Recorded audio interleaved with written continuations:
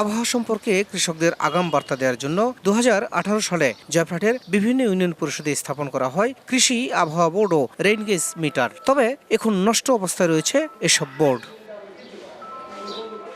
সংশ্লিষ্টরা বলছেন, স্থাপনার পর থেকে রক্ষণাবেক্ষণ না হওয়ায় বোর্ডগুলো নষ্ট হয়ে গেছে।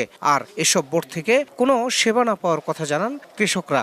আবহাওয়া তথ্য বোর্ডটি কৃষি অফিসার রুমে পরিত্যক্ত অবস্থায় পড়ে আছে। অতীব বিলম্বে এগুলো মেরামত করে টাঙানো হোক, এতে আমরা কৃষকরা উপকৃত হব। এই বরাদ্দর টাকাটা আসলে কৃষকের কোনো সেবায় কাজে আসেনি। তবে বরাদ্দ না পাওয়ায় অচল মেশিনগুলো সচল করা যাচ্ছে না বলে দাবি কৃষি বিভাগের। যন্ত্রে যান্ত্রিক ত্রুটি দেখা দেওয়ার কারণে যন্ত্রগুলো অকেজো হয়ে পড়ে। পরবর্তীতে প্রকল্পটি শেষ হয়ে যাওয়ার কারণে এই যন্ত্রগুলো আর মেরামত করা সম্ভবপর হয়ে ওঠেনি। বর্তমানে যদি সরকার বা প্রকল্প থেকে অন্য কোনো দিক নির্দেশনা আসে, সেভাবে আমরা পরবর্তী প্রয়োজনীয় ব্যবস্থা গ্রহণ করব। জয়পুরহাটের 32টি ইউনিয়ন পরিষদে স্থাপন করা হয়েছে কৃষি আবহাওয়া ডিসপ্লে বোর্ড।